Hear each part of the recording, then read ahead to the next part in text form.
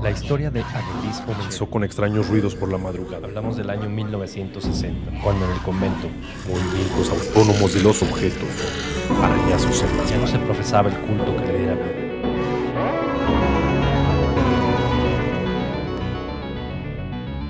Hablemos de terror.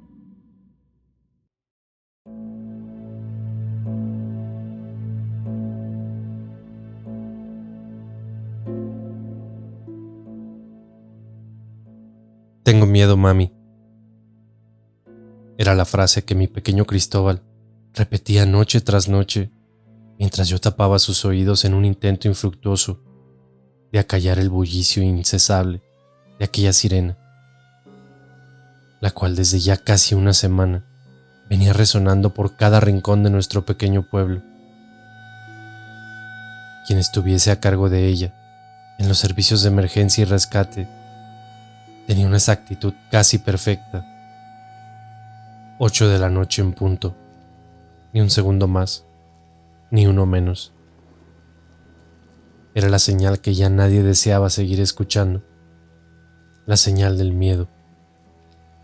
Era inevitable pensar en aquellos países que han sido víctimas de cruentas guerras, donde este tipo de alertas eran sinónimos de bombardeos militares, ahuyentando a la gente a resguardarse en un búnker, sótanos o donde pudiera en sus casas. Acá en nuestro pueblo, aquella sirena no era más que el anuncio de que debíamos encerrarnos en nuestras casas, tomar a nuestros hijos y resguardar puertas y ventanas más de lo normal. Algo o alguien se estaba llevando a nuestros hijos, torturándolos hasta su agonía, para luego simplemente abandonar sus cuerpos corrompidos en algún lugar del pueblo.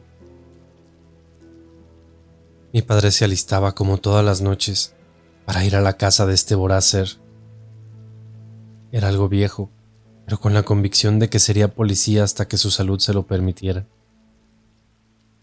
Su inmenso amor por su gente y la vocación de servicio lo tienen trabajando arduamente en este caso. Casi no ha descansado, y ahora trabajando por las noches es poco lo que duerme. Su rostro ya refleja el agotamiento físico y mental que lleva a cuestas, intentando resolver este horrible enigma, estos días de oscuridad que aquel ser maligno y despiadado ha traído a este humilde pueblo. Ya ni de día la gente se atreve a transitar, y ningún niño siquiera asoma su nariz a las calles. Leticia, no olvides revisar y asegurar puertas y ventanas. Era lo que papá decía cada noche al salir, mientras tomaba su gorra de policía y su chaqueta de lluvia, casi como un ritual. Afuera, las luces de una patrulla destellaban en la oscuridad, esperando por otra noche más de vigilancia y seguir algunas pistas, esperando poder atrapar a eso. Sí, eso. Así comenzábamos a llamarle en un comienzo. Eran muchos los rumores, y más con la gente en pánico, que comenzaron las habladurías sobre quién supuestamente estaba detrás de tan pavorosos homicidios. Algunos decían haberlo visto rondar por las noches, otros acechar sus casas, pero muchos coincidían que su apariencia era la de un demonio. Algo de verdad puede haber, pues sus actos eran completamente inhumanos. Nadie con conciencia y raciocinio sería capaz de tanta atrocidad. Liquiñe, nuestro pueblo, está ubicado en pleno valle cordillerano. Si bien es muy pequeño en cuanto a población, no superando los 2000 habitantes, desde algunas semanas se había transformado en uno casi totalmente deshabitado. Un verdadero pueblo fantasma. Durante el día, el ir y venir de nuestra gente ya no era el mismo.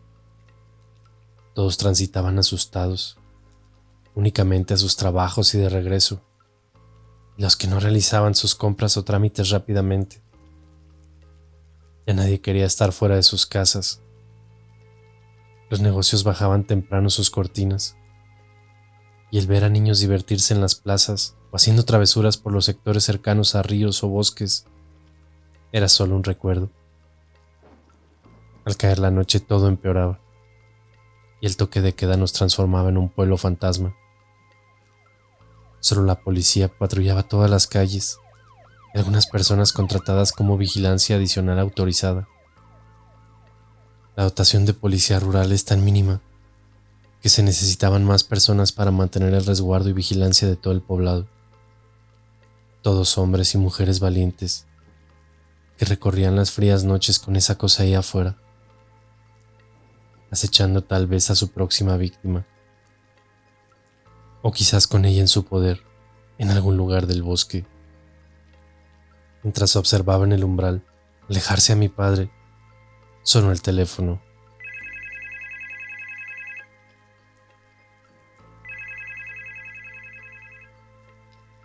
Buenas noches, con el comisario Reyes, por favor. Era una voz tímida. Podría jurar que nerviosa o algo apresurada en cuanto a querer entregar nuevas noticias a mi padre. Se me hacía familiar. Acaba de marcharse al patrullaje. ¿Quién le habla? Pregunté con tono de curiosidad. Soy el doctor Morales, del hospital. Necesito que se dé una vuelta por acá. Tenemos los resultados de la autopsia del niño. Sería tan amable de ubicarlo y darle mi mensaje. Es urgente. Sí, cómo no. Yo le llamaré a su móvil de inmediato. Colgué sin cordialidades, y fue inevitable pensar en aquel pobre pequeño de tan solo 8 años, que podría fácilmente haber sido mi hijo. Sentí una angustia enorme, y más de un escalofrío recorrió mi cuerpo. Luego de entregarle el mensaje a mi padre, revisé cada puerta y ventana antes de ir a la habitación junto a él. Se había transformado en un hábito siempre a la misma hora, cuando las sirenas interrumpían la quietud de la noche, cuando Cristóbal corría a su habitación, se metía en la cama y tapaba sus oídos con ambas manos. Me recosté junto a él como todas las noches, hasta que el sueño lo venciera. En ocasiones le leía cuentos, en otras, como ahora, veíamos dibujos animados en la televisión, hasta que caíamos en el profundo sueño. Desperté exaltada por un extraño ruido en el patio trasero. Me senté rápidamente en la cama con preocupación e inmóvil por algunos segundos, donde una intensa lluvia parecía ocultar aquello que había irrumpido mi sueño. La techumbre de lata que se agitaba con el incesante viento tampoco ayudaba mucho a disipar mis dudas sobre aquellos ruidos extraños. Descalza y sigilosa, me acerqué a la ventana para poner mayor atención, y fue ahí cuando volví a sentir ruidos. Eran como pisadas. Alguien andaba en nuestro terreno. Rápidamente fui por el revólver y cautelosamente me acerqué a la puerta trasera. Mi padre desde muy pequeña me había dado clases de cómo usar un arma de fuego. El brazo no me iba a temblar a la hora de apretar el gatillo. Estaba dispuesta a descargarle el arma a quien fuese que atentase contra mi vida o la de mi hijo. Y más pensando en que pudiera ser aquel enfermo maníaco asesino, o esa cosa, ya ni cómo llamarlo sabía.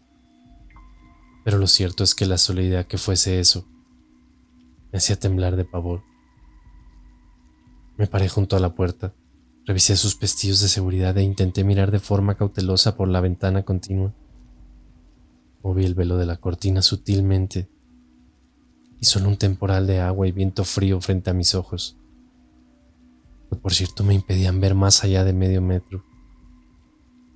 Encendí la luz del patio, pero no observé nada inusual.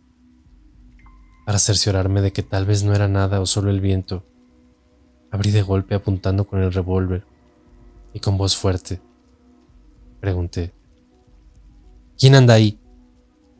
Un gato negro saltó intempestivamente y huyó despavorido. Dándome un susto de aquellos, estuve a poco de pegarle un tiro.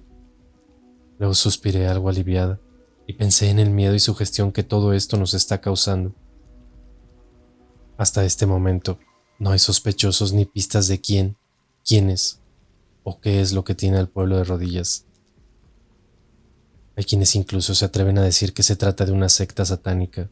A mi memoria se viene aquel magro día, cuando el noticiario local informaba el hallazgo del primer cadáver. La comunidad quedó simplemente devastada e impactada por la atrocidad y el ensañamiento sobre aquel muchacho. El hallazgo fue en la ladera del río, cerca del camping Don Clemente. Pese a ser un pueblo chico, nadie tenía certeza de la identidad de la víctima, y tampoco nadie del pueblo lo reclamó de inmediato. Da la casualidad que aquel fin de semana el camping estaba repleto de familias producto de un paseo intercomunal. Por ello se pensó que aquel muchacho podría pertenecer al grupo de visitantes foráneos. El cuerpo fue descubierto por un grupo de niños que recorrían la riviera, y la noticia no pasó desapercibida, dándole bastante atención mediática aquel día. La policía declaraba que las investigaciones y pericias preliminares no arrojaban huellas o pistas claras sobre su muerte, como tampoco la intervención de terceros. El periodismo, por su parte, hacía conjeturas de las posibles causas y de la posibilidad de que el muchacho haya sido atacado por un animal salvaje que pudo bajar desde las colinas por comida. Todo esto dadas las condiciones en que se encontró el cadáver. Todo fue extraño en ese momento, y quizá eso se intentó informar para no alarmar a la población. Nadie se esperaba que una ola de horrendas muertes y oscuridad estaba por venir, y pronto ya nadie podría ocultarlo.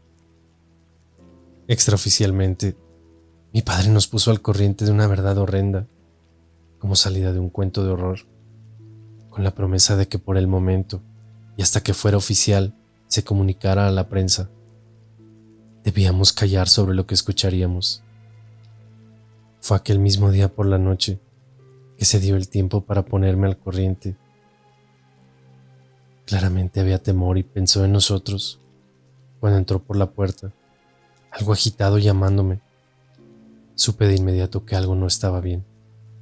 Me tomó del brazo y me sentó junto a él en el sillón, y luego, sin soltarme de las manos y procurando que Cristóbal no escuchara nuestra conversación, me contó la verdad, con un nivel de detalles que erizaron mi piel. Efectivamente, el cuerpo fue encontrado junto al río, completamente desnudo. La intervención de terceros era clara, pues el cadáver había sido acomodado, con los brazos extendidos y sus piernas estiradas, amarradas a la altura de sus tobillos con alambre. Parecían imitar una crucifixión, pero en el suelo mismo. El cadáver estaba totalmente carente de tonalidades en su piel. Era grisáceo.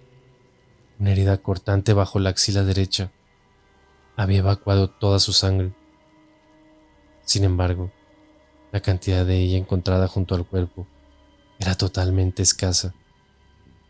El tórax presentaba una abertura de unos 15 centímetros y sus órganos interiores habían sido completamente removidos y extraviados. Claramente el cuerpo había sido desangrado y destripado en otro lugar. La bestialidad había ocurrido en algún lugar de este pueblo, tal vez cerca o bien lejos de donde se encontró, pero la forma de exponerlo para que fuera encontrado era lo que realmente tenía en jaque a la policía. ¿Por qué dejarlo de esa manera expuesto? ¿Cuál era el motivo de quitarle toda su sangre y sus órganos? Eran demasiadas preguntas, y se hablaba desde una secta hasta grupos de mafia que robaban órganos para venderlos. Pero para mi padre, había algo que no encajaba del todo con dichas hipótesis. Su instinto le decía que estábamos frente a algo todavía más horrendo, y fue por ello, por lo que no dudó en advertirme de aquello y contarme la verdad. La magnitud y detalles de aquel asesinato no podía darse a conocer públicamente, no solo por el hecho de asustar a la población, sino también por la investigación misma. Solo la policía, forenses y las autoridades competentes estaban al tanto de la verdad hasta ese momento. Para los demás y para la prensa, aún no estaba clara la causa de muerte, pero sí aseveraban que post-mortem había sido encontrado el cuerpo por animales salvajes que lo destrozaron para alimentarse. Aquello dando algo de credibilidad, considerando que las heridas presentadas en el cadáver eran demasiadas. Pese a ello, hubo un periodista suspicaz que tomó nota de un descubrimiento, de una pista particular encontrada en el lugar y que llamó la atención de la policía, y fue donde comenzó a centrarse la investigación. Un costal fue hallado a pocos metros del cadáver y los análisis forenses posteriores arrojarían que cabellos encontrados dentro de él pertenecían a la víctima, que por cierto a las pocas horas pudo ser identificado. El menor, de iniciales JFMA, de 10 años, pertenecía a un hogar de menores de Villarrica. Al menos ese era su último paradero, pues se había fugado hace un par de semanas anteriores a su deceso, con un grupo de jóvenes reclusos mucho más mayores, que simplemente se hartaron de vivir encerrados y quisieron buscar una nueva vida. ¿Cómo llegó aquí? Nadie lo sabe. Con los días el cuerpo fue reclamado por quienes eran sus familiares o sus tutores legales. En aquel costal también se encontraron restos de sangre de la víctima, pero no solo de él. Había también sangre y ADN que hasta ahora no se han podido identificar con certeza en ninguna base de datos. Para la policía, lo único claro era que aquel muchacho fue trasladado en aquel costal. Por ello rápidamente, de manera interna, comenzó a surgir un nombre para tal cruel y despiadado asesino: el hombre del costal.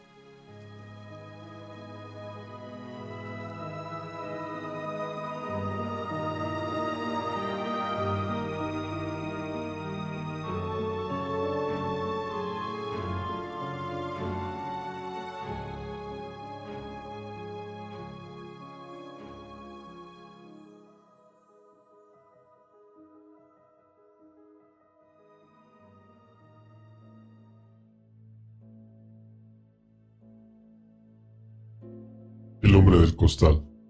Primera parte. El mito del demonio.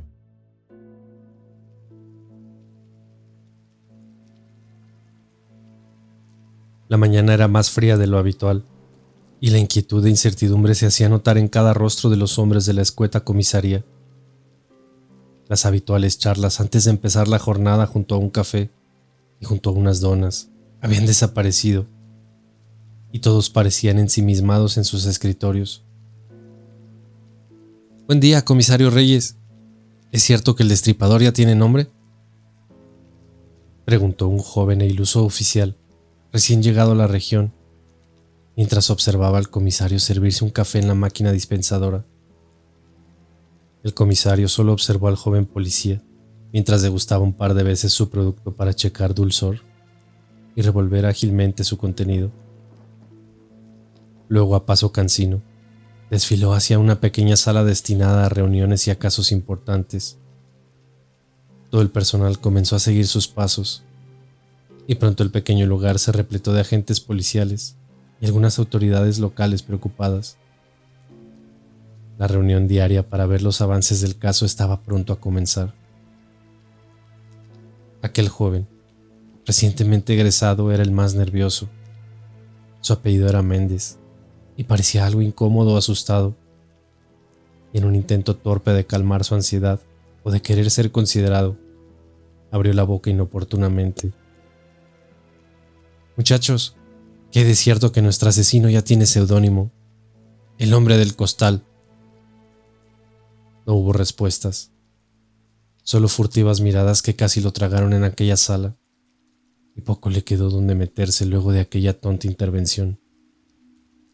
Si bien había llegado hace tan solo una semana, tenía razón respecto a su pregunta y comentario. Efectivamente, el hombre del costal era el seudónimo que circulaba no solo dentro de la policía, pues se había permeado rápidamente hacia los medios, y por lógica se esparció por cada rincón del pueblo como un virus letal y atemorizante. Pronto la gente comenzó a hablar del hombre del costal, casi como aquella figura mítica y terrorífica de los peores cuentos de horror que de niño nos relataban nuestros padres y abuelos. Decenas de reportes y llamadas comenzaron a recibirse a diario, donde muchos confundían incluso a personas en situación de calle, quienes cargaban a sus espaldas despojos y bolsas con enseres o artículos recogidos de la basura, con este implacable asesino. La psicosis colectiva se había instalado y la sugestión pronto trajo un mar de pistas inútiles en donde algunos incluso aseveraban ver a un hombre cargando niños dentro del bosque por las noches, desatando todo tipo de operación policial que hasta ahora resultaba solo una pérdida de tiempo. En el intertanto, apareció un nuevo cadáver en similares circunstancias, o más bien peores.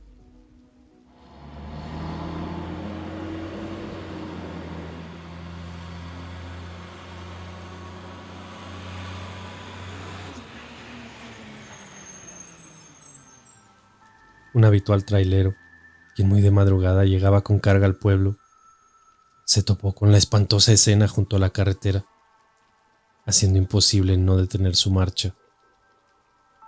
A un costado de la ruta y adosado a uno de los cientos de árboles que acompañan el camino, un nuevo cadáver yacía en posición de crucifixión, estirado con sogas desde sus puños, sus piernas colgando y su interior completamente vaciado.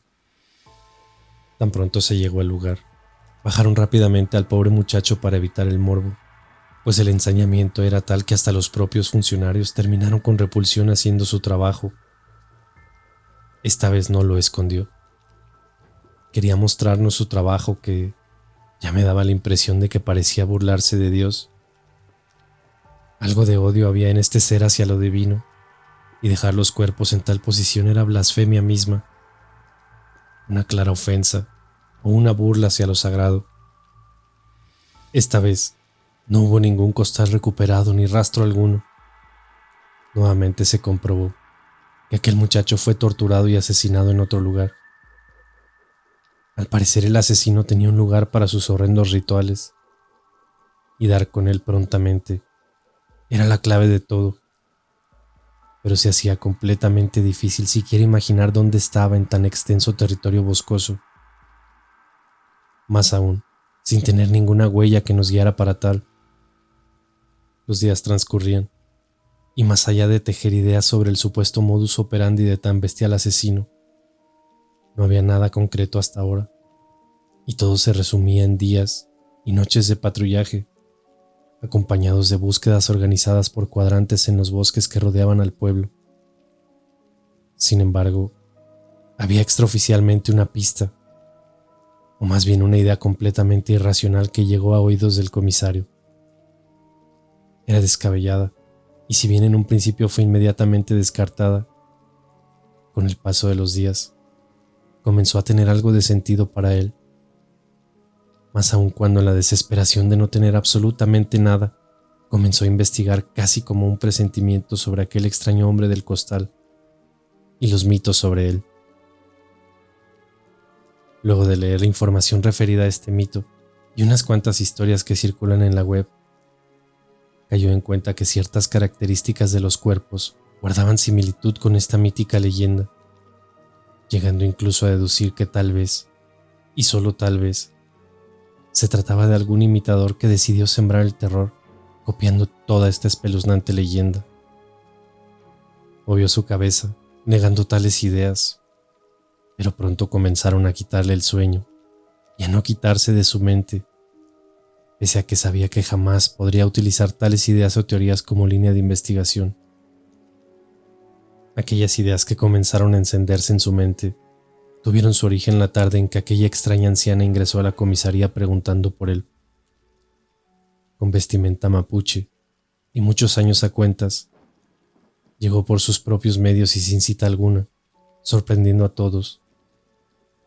La anciana era una machi importante y conocida de estas tierras, y exigió exclusivamente hablar con el comisario. Para ponerlos en contexto, un machi es una figura central de la medicina mapuche, quien utiliza poderes curativos basados en plantas y sustancias, pero también tiene poder espiritual, en cuyo plano los utiliza para resolver preocupaciones de la sociedad respecto a fuerzas espirituales, malignas y dañinas, Se dice que sus poderes alcanzan incluso para descubrir cosas ocultas y sobrenaturales. Lo que está matando a nuestros niños no es una persona, es una entidad demoníaca, afirmó con total seguridad la Machi, clavando sus cansados ojos grises sobre los míos, aún más cansados de noches sin dormir lo suficiente. La escucho, señora. Tiene mi atención. Fue lo único que atiné a responder, pensando en que era una de las tantas pistas inútiles que colmaban mi cuaderno de notas. Viene por las noches a mis sueños, como una premonición. Es algo oscuro y poderoso. Un demonio que está utilizando el cuerpo de una persona para alimentarse y sobrevivir entre nosotros. Necesita comer y beber sangre caliente de almas puras e inocentes para permanecer y no trascender al lugar donde pertenece, al infierno. La sangre le permite apoderarse del alma pura de sus víctimas y parecer uno más entre nosotros. Devorar su carne interior le da las fuerzas y el poder. Sé que tal vez no me creerá. Solo le diré que a mis 90 años he visto la maldad de tantas formas que no estoy equivocada. Desde que comenzó esto y llegó a mis sueños, he realizado ceremonias, rituales, y créame, es un ser impuro que camina entre nosotros. Podría ser usted o alguno de sus colegas que nos observan en esta oficina. Tiene forma humana y puede estar donde menos lo piense, o en el cuerpo de quien menos sospeche. Cuídese, comisario. Vine a usted porque en mis sueños también vi su alma enfrentarse a esta cosa. Algo tendrá que hacer en todo esto, se lo aseguro. No supe qué decir. Tan solo la observé posar sus quebrantadas manos sobre las mías, esbozarme una sonrisa afable y luego verla salir de la oficina. Pero, ¿qué rayos había sido todo esto? Hasta sentí un indescriptible miedo en mi pecho. Nada de lo que había escuchado podría siquiera llevarlo a una línea investigativa o presentarlo frente a todos. Pese al prestigio y credibilidad que tienen estas personas en la zona, nadie me iba a creer. Siempre he sido un hombre escéptico y no creo en cosas sobrenaturales, pero algo de sentido tenían ciertas palabras de la anciana. Aquel maldito ensañamiento con los niños, cómo dejaba los cuerpos expuestos casi como un ritual, enalteciéndose de sus atrocidades y disfrutando ver sufrir a los familiares y de tener a todo un pueblo aterrado. Sonaba ciertamente como maldad pura y demoníaca, como alguien que se alimenta de nuestros miedos, sobre todo el de nuestros pequeños, viviendo encerrados y orando al cielo para no ser la próxima víctima del hombre del costal. A la mañana siguiente me vi parado frente a todo el cuartel policial. Esta vez las manos me sudaban, y si bien era una reunión más de las tantas que hemos sostenido por el caso, sabía algo que el resto no. Aquel relato de la anciana, ya palabras no quedaban, al menos no alentadoras. Tampoco nuevas pistas congruentes que nos llevaran al paradero de este desquiciado asesino. Los forenses por su parte confirmaban la utilización del mismo tipo de arma cortopunzante en todas las víctimas. También la falta de todos los órganos internos, sin alguna selección particular por alguno de ellos, lo que nos alejaba un poco de teorías sobre tráfico de órganos. Sin embargo, hubo algo particular en la última víctima que estaba por confirmarse. Al parecer se logró dar con una pequeña marca de mordedura en el costado izquierdo de la abertura torácica. Podría ser solo de algún animal que se topó con el cuerpo, pero quizás, y de confirmarlo, también pudo ser este enfermo intentando comer o sació su apetito en caliente. De ser así, podríamos estar ante un caso de canibalismo. Mientras hablábamos de esta importante y particular nueva pista, la cual por cierto estaba siendo analizada, vino a mi mente el relato de aquella anciana, asociando rápidamente la parte en que este demonio, como lo denominaba ella, comía carne humana. Sin dudarlo, expuse ante todos algunas posibles teorías de que él o los asesinos podrían ser parte de algún culto satánico o enfermizo, siendo parte del ritual la extracción de órganos para su consumo, no descartando dicha posibilidad de nuestras próximas indagaciones. El reloj marcaba casi las 7 de la tarde. No había ido a casa y estábamos pronto a un nuevo toque de queda cuando entró la llamada. Era la familia Soto, y un padre desesperado solicitaba la presencia policial.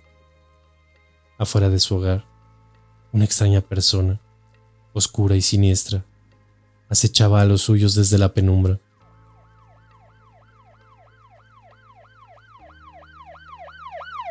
Llegamos a los pocos minutos en un par de patrullas al lugar, con las pulsaciones al 100, ante la posibilidad de toparnos con nuestro asesino, y armas en mano revisamos todo el perímetro.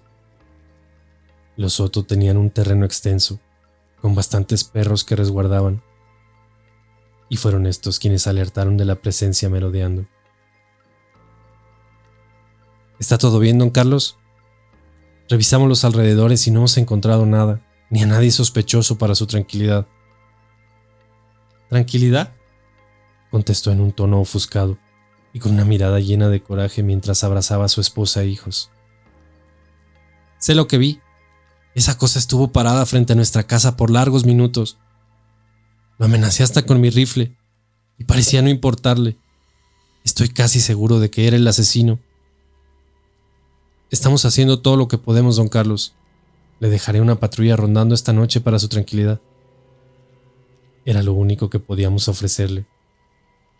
En eso, unos gritos horrendos y desgarradores llegaban desde la calle, unas cuantas casas más hacia el este. Corrimos de inmediato desenfundando nuestras armas y exaltados por la magnitud del griterío. ¡Ayúdenme, por favor! ¡Mis hijos desaparecieron! ¡Se los llevó el asesino! Doña Evelyn solo alcanzó a dar unos pasos frente a nosotros, antes de caer derrumbada al suelo, a punto de desmayarse, desconsolada, angustiada y completamente aterrada. Sus hijos jugaban en el patio trasero de la casa y habían desaparecido de la nada y misteriosamente en cosa de minutos. Solo bastó que su madre les quitara un ojo de encima por unos instantes y ya no estaban ahí.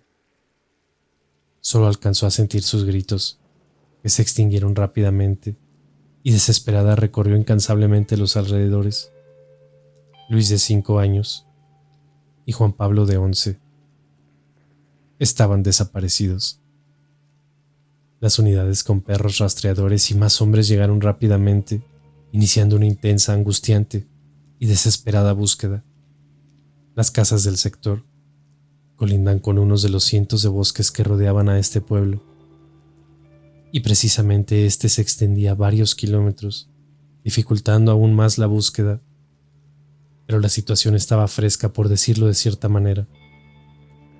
Había pasado menos de 1 hora, y si era el asesino, el responsable de esto no podía estar tan lejos, al menos no cargando a sus espaldas 2 cuerpos en un costal. Por primera vez, sentía que lo tenía cerca.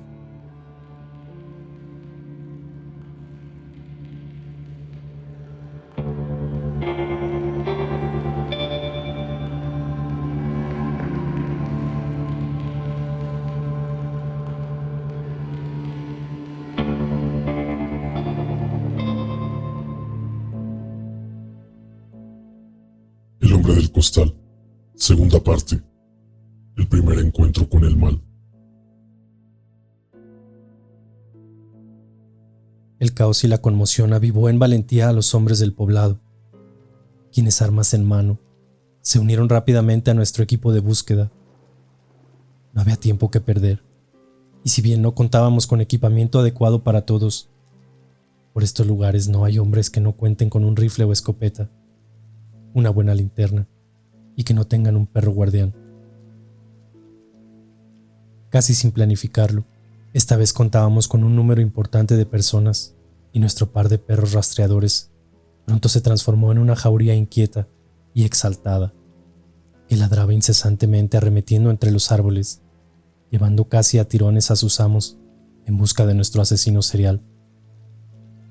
Previamente, ropas de los pequeños desaparecidos fueron aportadas por la madre para que los perros olfatearan estas y tuviesen un rastro el cual seguir.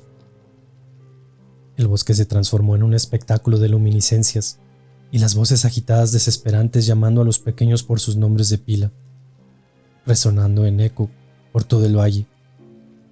El lugar parecía interminable y pese al despliegue de hombres había tantas zonas por donde pudo escapar aquella alimaña que por momento nos sentimos casi sin esperanzas. Me negaba rotundamente a ello. Esta vez sentía que no tenía la ventaja de otras oportunidades, menos el tiempo suficiente para su macabro ritual. Esta vez debería improvisar, o quizás desistir sabiendo que pisábamos sus talones.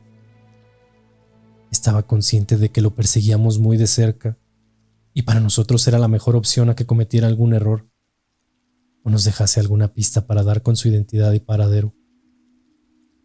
Con mi grupo de búsqueda, tocamos fondo. El río daba cuenta de que habíamos peinado nuestra zona asignada, y lamentablemente sin rastro alguno. Acordamos rápidamente separarnos para abarcar más terreno avanzando en distintos puntos. Elegí la ribera, pues una leve intuición llegó a mí de la nada, como una premonición o un sentimiento que se clavó en mi pecho y que me hizo avanzar con seguridad río arriba. Mi instinto policial me decía que debía ir por aquella dirección y pronto descubriría la razón. Avancé largos minutos y pareció que me alejaba de todos, pues pronto no vislumbré luminiscencia alguna de linternas y los ladridos de perros parecían apagarse a cada paso que daba. Luego ya no sentí más nada que el río y mis propios pasos sobre la hierba. Mis piernas comenzaron a temblar en una especie de agotamiento físico que me recordó lo viejo que estaba para estas persecuciones, pero también había en ello un temor extraño que me inquietaba de sobremanera, y era lo que me tenía tembloroso en general. Había algo que me decía que iba en el rumbo correcto. Por ello desenfundé mi arma instintivamente y apagué la linterna para no delatar mi posición, como teniendo plena certeza de que me toparía con algo o con alguien. Caminé con sigilo bajo una luna intensa que pareció emerger entre nubes algo amenazantes y que iluminaba en parte la oscura y terrorífica noche, hasta toparme con un roquerío que cortaba el camino obligándome a proseguir por el bosque. Mi corazón palpitaba con fuerza tal que casi podía sentir mis latidos, y por más sigilo que intentase, las ramas caídas y la hierba bajo mis pies delataban mi presencia en cada pisada. Avancé como pude, abriéndome paso entre la oscuridad y pronto caí en cuenta de que no era el único en el lugar. Frenando mi transitar intempestivamente y con exaltación, solo para confirmar que a mi alrededor y a pocos metros, efectivamente ruidos extraños rompían la quietud de la naturaleza. Quise pedir ayuda por radio, pero si estaba cerca de toparme con el asesino y había la posibilidad de salvar a los niños, debía actuar con cautela y no hacer notar mi presencia ni armar alboroto. Debía pensar con rapidez y tomar decisiones ya. Pronto sentí algunos perros a lo lejos, pero se hacía inviable ir por ayuda o esperar que algún grupo diera con mi posición prontamente. Por lo tanto, había solo una decisión, y no era más que enfrentarme solo a la situación. Guardé silencio para determinar con certeza de dónde provenían los sonidos. En un principio me parecían extraños, como si un animal estuviese agitado por el bosque. Acercándome con cautela y agachado, avanzando casi en 4 patas y utilizando los árboles para no ser descubierto. Pronto tuve a la vista un bulto más oscuro que la noche misma, que desde el suelo se agitaba con locura sobre algo o alguien. Aquella cosa no identificada se movía con agilidad en su accionar, el cual, por cierto, era indeterminado para mí hasta ese momento. Parecía a la distancia ser solo un animal digiriendo comida. Pero al acercarme, pistola en mano y al tenerlo a escasos metros, me fue inevitable encender la linterna y apuntar sobre aquello, observando con horror que se trataba de una persona. Fue en esa fracción de segundos que no tuve duda alguna. Era él, agachado y dándome la espalda. No notó la luminosidad sobre él, pero fue mi pie, quebrantando una rama al intentar acercarme, lo que me delató. Como una bestia salvaje, impura y demoníaca, devoraba la carne corrompida de un pequeño cuerpo completamente destrozado e inerte. No hubo más dudas. Era él. La escena fue grotesca, aunque duró solo segundos en los que quedé impávido y horrorizado. Náuseas y repulsión sentí en instantes y estuve a punto de vomitar ante la pavorosa escena. Pero cuando aquel monstruo volteó, tuve que reprimir todo tipo de sensaciones y reaccionar. «Oficial de policía, no te muevas. Manos a la cabeza». Lancé con voz fuerte aquella mecanizada frase cliché que nos enseñan para estas situaciones. Mientras apuntaba con mi revólver, iluminaba directo a su rostro con mi linterna. Eran unos ojos negros como el abismo, que jamás olvidaré, totalmente carentes de esclerótica, como de un demonio, emergente del infierno mismo. No eran ojos de un ser humano, pero su figura corpórea era la de un hombre adulto tan normal como cualquiera. De su boca ensangrentada aún colgaban algunas vísceras que engullía y masticaba con sus horribles dientes. Me miró fijamente agazapado como una gárgola y sonrió burlescamente mientras seguía zampando carne y vísceras que llevaba a la boca con sus manos. Fueron segundos interminables de horror en que estuvimos frente a frente y en donde no tuve la valentía ni estuve a la altura para reaccionar como debiese. El miedo me paralizó, pues en mis largos años de oficio, jamás en mi vida había estado en una situación similar, en donde el miedo interferiría en mis acciones. Un rugido agudo, gutural e inhumano lanzó como una bestia, y luego se puso de pie, en una clara actitud desafiante y carente de miedo hacia mi presencia. Hasta su estampa me parecía sobrenatural, pues su figura era enorme, oscura y siniestra, cuyas manos parecían ser garras afiladas, de descomunal tamaño. Repetí aquella frase, esta vez intentando un tono más violento y autoritario, pero solo resultó una voz temblorosa, timorata y carente de seguridad en las palabras. El miedo se había apoderado de mi cuerpo y aquel ser me desafiaba imponente sin miedo alguno, que ni apuntándole a la cara parecía preocuparle, y menos la luz molestarle, aun cuando le daba en su horrible rostro. Masticaba la carne cruda y fresca entre sus dientes, que me parecía incluso hasta oler la sangre caliente y fresca, a los escasos metros que nos separaban. Volví a sonreír macabramente, y posterior a ello, nuevamente lanzó aquel gutural grito que resonó por todo el bosque. Corriendo en forma violenta hacia mí, en un claro ataque. Alcancé a percutar 2 tiros directo al cuerpo cuando desapareció del rango de mi vista, producto de mi caída. Pues al intentar embestirme, en un acto de reflejo, eché mi cuerpo hacia atrás tropezando con unas raíces, cayendo al suelo y azotando mi cabeza contra el árbol. Todo ocurrió tan rápido que, luego de los disparos, solo alcancé a escuchar espantosos gritos de dolor de aquel ser y pisadas fuertes entre los árboles, al parecer huyendo. Aturdido y con mi visión borrosa, tomé la radio y como pude pedí ayuda. El asesino está aquí. El asesino está... Fueron mis últimas palabras antes de que todo se viniera negro y perdiera la conciencia. El golpe en la nuca me había noqueado. Cuando llegaron los hombres a la escena, todo fue un caos. La desolación y la impotencia se apoderó de la gente al encontrar la macabra escena. El comisario yacía inconsciente y sus colegas intentaban reanimarlo, mientras otros descubrían con horror y repulsión el cadáver corrompido de Juan Pablo. Su hermano Luis, sin embargo, estaba vivo. Oculto en un costal y a pocos metros de la desgracia, permanecía completamente aturdido o drogado con alguna sustancia sin comprender la fatalidad en la que estaba envuelto. Los servicios médicos se hicieron presentes minutos más tarde, pero también, y lamentablemente, los servicios forenses. El cuerpo de un nuevo pequeño debía ser levantado de la escena. Una nueva familia quedaba destrozada.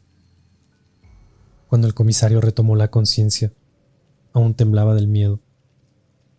Sus ojos jamás habían presenciado semejante aberración, ni menos tenido un encuentro con el mal de dicha forma. Sí tenía vasta experiencia, y lo había visto casi todo siendo un hombre bastante fuerte. Pero esto no tenía ninguna comparación alguna con nada que hubiese vivido como policía. Nunca nada le causó tanto temor ni horrores, ni menos algo lo había paralizado y congelado sus ideas y acciones, como lo hizo este ser aberrante y maligno, del cual ni siquiera tenía claridad de qué era realmente, pues si bien en aspecto y a simple vista parecía ser solo un hombre, había características inhumanas y escalofriantes que lo confundían a la hora de hablar de los hechos y de describir al asesino. Se veía confuso y aturdido aún, pero más allá del golpe, su aturdimiento era por el intento de comprender qué había tenido frente a sus ojos y cómo diablos expondría los hechos ocurridos a sus pares. Horas más tarde, el hospital local era una locura. El ingreso del pequeño Luis, aún inconsciente, acaparó toda la atención y pronto los familiares y toda la comunidad se abalanzaron en masa a recibir las horribles noticias del fallecimiento del pequeño Juan Pablo, pero a la vez las esperanzadoras de por tener aún con vida a Luis. A las horas llegó el padre de los pequeños desde su trabajo para enterarse con tristeza de la fatalidad que se cernía sobre su familia y para armarse de valentía y entrar a reconocer el cuerpo que efectivamente era de su hijo y sumergirse junto a los suyos en un dolor inconmensurable. El comisario era atendido en uno de los boxes en donde un médico constataba sus lesiones. Parecía aturdido aún y confuso por aquel golpe en su nuca, y luego fue trasladado a otra sala para realizarle una radiografía de cabeza para descartar alguna lesión preocupante. Luego de aquello, se le ordenó al menos reposo absoluto, pero tercamente y sobre la camilla, arreglaba sus ropas e intentaba salir de su aturdimiento para seguir trabajando, cuando apareció uno de sus colegas, algo conmocionado, trayendo inquietantes nuevas noticias. Venía directo para hablar, pero se detuvo cuando observó que no estaba solo, pues el médico y auxiliares acompañaban al comisario en ese momento. «Comisario, necesitamos hablar en privado». Entendiendo aquello, el personal médico abandonó la sala para darle la privacidad requerida. «Comisario Reyes, no va a creer esto, pero acaba de ingresar una persona con herida de bala a urgencias». El comisario lo miró, algo confundido, o no entendiendo hasta ese minuto la relevancia de aquella noticia. «Lo trajo su madre, viene consciente, pero en un estado de completa perturbación y violencia. Tuvieron que inyectarle fuertes sedantes para lograr controlarlo y atenderlo». El comisario se puso de pie desde la camilla y tomó su chaqueta policíaca para terminar de vestirse. Había entendido que un nuevo caso debía ser atendido en paralelo, preguntando dónde se encontraba aquella persona herida y aquella madre. El oficial no respondió de inmediato. Parecía sumergido en el miedo y completamente pálido. Cuando volvió a pronunciar palabras, todo comenzó a tomar un vuelco diferente y aún más extraño e inquietante. «Hay algo más, comisario», prosiguió. pero hizo una pausa mirándola a los ojos. Claramente había noticias preocupantes. El herido presenta 2 impactos de bala y su boca la trae toda ensangrentada. Pero la sangre al parecer no es suya, ni tampoco emana de alguna herida en ella.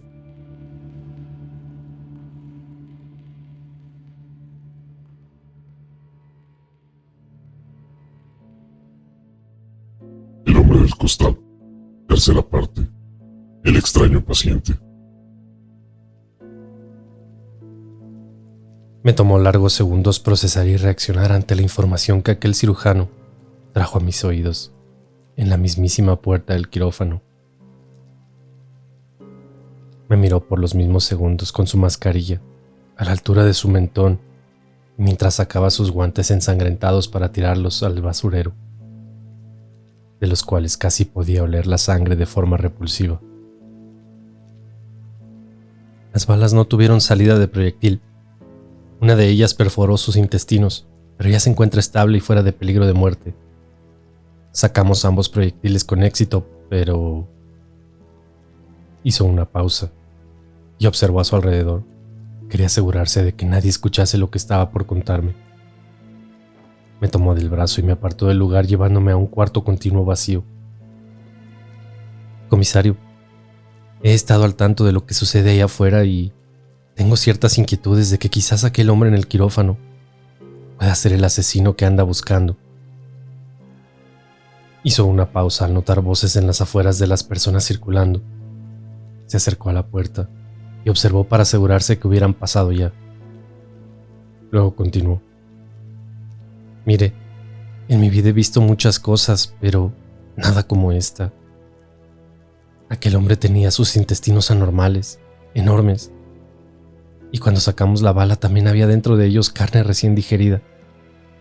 Pero... Hizo otra pausa, pero esta vez por un miedo que podía notar en sus ojos. No era carne normal cocinada. Parecía ser carne fresca, cruda. Adicionalmente, la sangre que traía en su boca, en donde por cierto aún tenía restos de dicha carne, no era propia. No tenía ninguna lesión o algo que hubiese provocado el sangrado en su boca, tampoco en sus manos que venían totalmente ensangrentadas, y bajo las uñas, más restos de carne. Ese hombre de ahí adentro estaba comiendo al momento de ser impactado por las balas. La escalofriante información me impactó. Debía actuar rápido, pero también ser muy cauteloso. De ser ciertas las teorías preliminares del doctor, podíamos tener a nuestro hombre en aquella sala de quirófano, pero sin pruebas certeras, nada podríamos hacer. Salir contando la noticia y desplegar todo un operativo aquí adentro con familiares de las víctimas solo traería caos y violencia, pudiendo terminar todo esto en una especie de ajustamiento dentro del mismo hospital. Doctor, necesito que mantenga en total confidencialidad lo que acaba de contarme. Siga el curso normal de procedimientos con el paciente, incluso la denuncia por heridas de bala a la policía. Esto debemos tomarlo con mucha cautela, ya que sin pruebas fehacientes podemos cometer un grave error. No podemos dejarnos llevar por lo emocional de todo lo que está sucediendo allá afuera. Y una cosa más, que nadie toque absolutamente nada del quirófano. Suspenda cualquier limpieza y desaloje al personal lo más rápido posible. Canales, el más fiel de mis oficiales, aún tomaba algunas declaraciones a familiares de las víctimas. Me acerqué y a la distancia le hice señas para que viniera rápidamente, dejando de lado todo lo que estaba haciendo. Me observó y con la mano me hizo señas de que esperara un momento. «¡Es ahora ya, Canales!», le grité a la distancia, en un tono más molesto para que entendiese la gravedad del asunto que me atañía. «¿Qué sucede, comisario? ¿Por qué del alboroto o la urgencia?», preguntó algo confundido por mi actitud mientras desfilábamos hacia la entrada principal. «¿Ves a aquella anciana sentada al fondo?». Se acercó a la puerta, asomando su cabeza para dar con la anciana a la cual me refería. La vislumbró por un instante. Luego me abrió sus brazos con un gesto de no entender absolutamente nada. «Hace un par de horas, O más, aquella anciana trajo a su hijo con heridas de bala.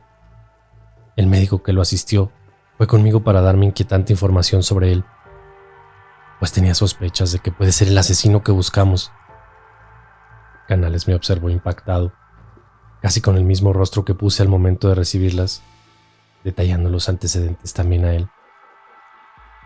En forma cautelosa y tratando de no despertar sospechas, entramos al quirófano aquel y retiramos los desperdicios de la cirugía. Gasas, algodón, guantes, etc. Sacamos todo lo ensangrentado en aquellas típicas bolsitas de pruebas para enviarlos rápidamente a sus análisis. Si efectivamente aquella persona era el asesino, encontraríamos sangre del menor y de paso la identidad de nuestro asesino. Pero había algo más importante que había olvidado con todo este alboroto: las balas extraídas. Si aquellas balas eran las de mi arma, había certeza absoluta de que era él. Como parte del procedimiento, ambas fueron entregadas a mis pares para su cadena de custodia y procedimientos posteriores. Bastarían los análisis para determinar si ambos proyectiles salieron de mi arma, y tendríamos evidencia suficiente para que el fiscal autorizara su detención. Sin embargo, aquello no iba tan rápido, menos en estos lejanos pueblos. Por tanto, debería indagar con lo que teníamos hasta el momento. Me fue fácil abordar a la madre de aquel hombre. Bolígrafo y agenda en mano, fui por cuenta propia a tomar declaraciones o información que manejaba sobre su hijo. Buenas noches, señora. ¿Es usted la madre del paciente herido a bala? La abordé, en un tono afable, ocultando toda la exaltación que tenía hasta ese momento. Efectivamente, señor comisario, es mi hijo. ¿Sabrá usted su estado de salud? Hasta ahora nadie me ha informado absolutamente nada. Me miró con una expresión de angustia que caló hondo dentro de mí. En su mirar, mucha bondad, nobleza y amor hacia su hijo. Su hijo se encuentra estable y descansando. Fue operado y se le extrajeron las balas. ¿Usted sabe realmente qué le pasó? ¿Le comentó algo mientras lo traía al hospital? ¿O sabe si estuvo metido en alguna pelea, rencilla, o cómo fue herido baleado? Eran muchas preguntas las que lancé, notando en su rostro mucha confusión, pero necesitaba respuestas rápido. No lo sé, comisario. Solo apareció en casa y cayó tumbado en el antejardín. No alcanzó a decirme absolutamente nada. Venía muy vapuleado con su boca y cuerpo ensangrentado. Yo solo grité angustiada, y uno de nuestros vecinos nos socorrió y nos trajo en su camioneta rápidamente. Casi en lágrimas, relataba los sucesos, como recordando los angustiantes momentos. ¿Recuerda más o menos la hora en que ocurrió todo esto? Lamentablemente no, comisario, pero debió ser cerca de las 10 de la noche, pues el noticiario estaba pronto a terminar. ¿Ha notado algún comportamiento raro en su hijo durante el último tiempo?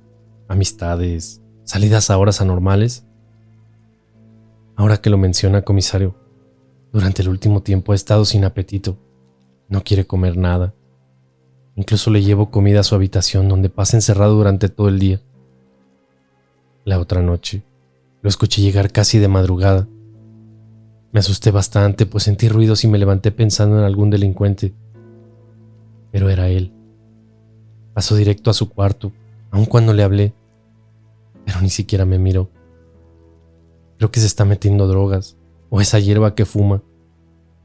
Creo que anda en malos pasos, y las drogas lo están enfermando aún más.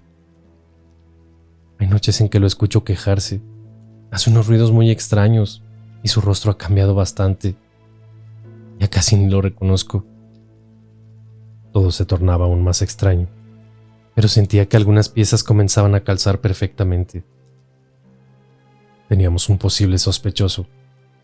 Solo bastaría esperar los resultados, los cuales demorarían a lo más un par de días.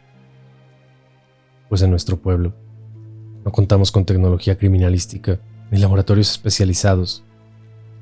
Por tanto, fueron enviados a la ciudad. Solo espero que lleguen a tiempo.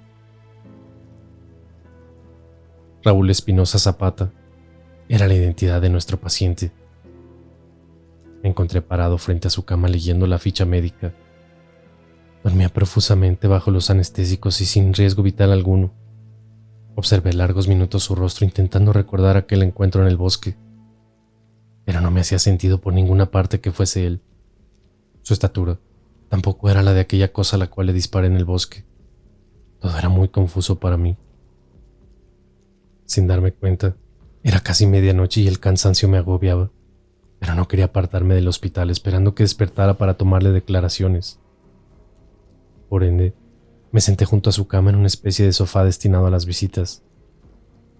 Si bien este trámite podía esperar a mañana, y la enfermera me había dejado en claro que no despertaría por los somníferos y anestésicos, no me iba a mover de aquí, menos sabiendo que podría estar al lado de aquella bestia come niños. Era inminente que caería en un profundo sueño por el cansancio agobiante de todo esto, y en él me vi nuevamente inserto en aquel bosque, pero esta vez huyendo. Corría despavorido. Algo me seguía a corta distancia, pero no era nada humano. Sentía un miedo y desesperación tan real como también la certeza de que aquello que me seguía era algo inhumano, un demonio. En el sueño intentaba disparar, pero mi arma no tenía balas. Solo corría sin encontrar salida alguna, y donde todo era frío y oscuridad. Luego, se apareció aquella anciana machi frente a mí, apuntando hacia mis espaldas con su dedo, mientras de su boca salían las palabras: "Se lo dije, comisario, aquello no es humano". Desperté exaltado con las pulsaciones a 100, pero hubiese preferido quedarme en aquel horrible sueño, pues frente a mí había algo aún más escalofriante y terrorífico, provocando un miedo que hasta ahora no había sentido. Ahí estaba, sentado en la cama mirándome fijamente, con sus ojos completamente negros y enormes, con una sonrisita macabra y burlona que ya se me hacía familiar. Juraría que llevaba largas horas ahí sentado observándome a luz tenue, como sabiendas de mis pesadillas y disfrutando de mis temores. El miedo fue tal que instintivamente llevé mi mano al revólver al verlo sentado sobre la cama, olvidando que estaba en un hospital. Me paré rápidamente y encendí las luces del cuarto para observar estupefacto cómo lentamente se incorporó en la cama, cerrando sus ojos, como volviendo a su profundo estado como si nada. Llamé a la enfermera casi a gritos por la exaltación que me provocó lo sucedido, quien me observó extrañada mientras revisaba signos vitales del paciente. Parecía no haber salido de su estado en toda la noche. «Sigue profusamente dormido y bien», indicó la enfermera, algo confundida. Debió haberlo imaginado, o tal vez el paciente tuvo algún tipo de espasmo que pudo ocasionar que su cuerpo se moviera. Le sugiero que vaya a su casa y se duerma. No tiene buen rostro. Regrese mañana, aquí todo está bien y cuidaremos de él. En instantes me encontraba en el baño mojando mi cara y observando mi horrible rostro abrumado por el cansancio y la falta de sueño. Me asusté de lo que vi tras el espejo, tomando las indicaciones de la enfermera.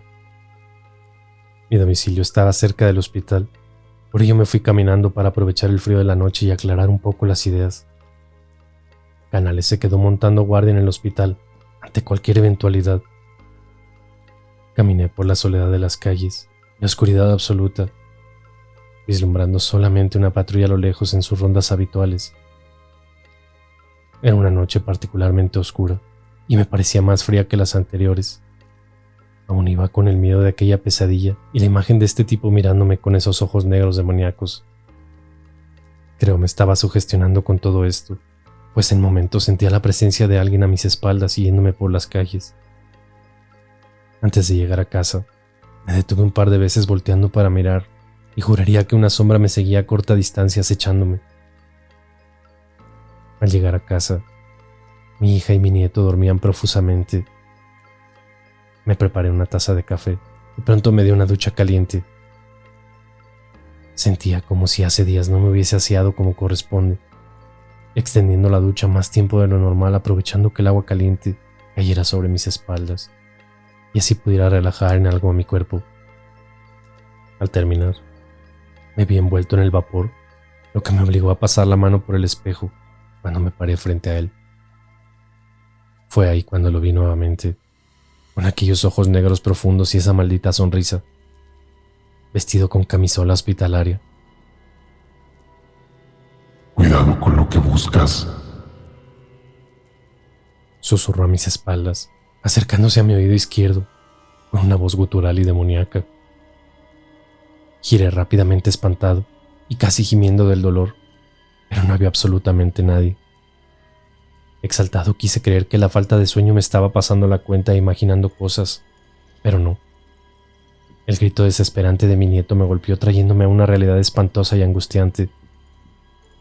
Corrí desenfrenado y casi desnudo directo a su cuarto, topándome en el camino con mi hija, quien también exaltada salió de la cama a socorrerlo. Abrimos de golpe la puerta, y allí estaba, tapado con sus cobijas, completamente sumido en el horror con sus ojos pegados hacia la ventana. Al vernos, apuntó con su dedo hacia ella y no paraba de repetir entre sollozos: «El hombre del costal me quiso llevar. El hombre del costal me quiso llevar». Me vestí como pude y salí con mi revólver a revisar toda la casa y sus alrededores, encontrando absolutamente nada inusual o rastros de alguien merodeando. Todas las ventanas y puertas estaban bien aseguradas y de inmediato llamé a Canales.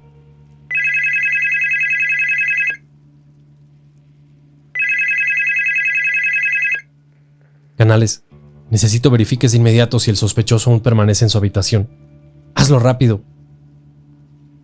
le ordené muy exaltado, tanto que se dio cuenta de mi premura y pese a no entenderla acudió a comprobar aquello. Pasaron largos minutos antes de que llegara con la respuesta. «Comisario, sospechoso en su habitación. Aún duerme. ¿Pasó algo?». Caí sentado en la puerta y una profunda exhalación calmó el angustiante momento. «Mañana te cuento, Canales. Mi nieto acaba de ver al hombre del costal acechando su cuarto. Esto me está volviendo loco».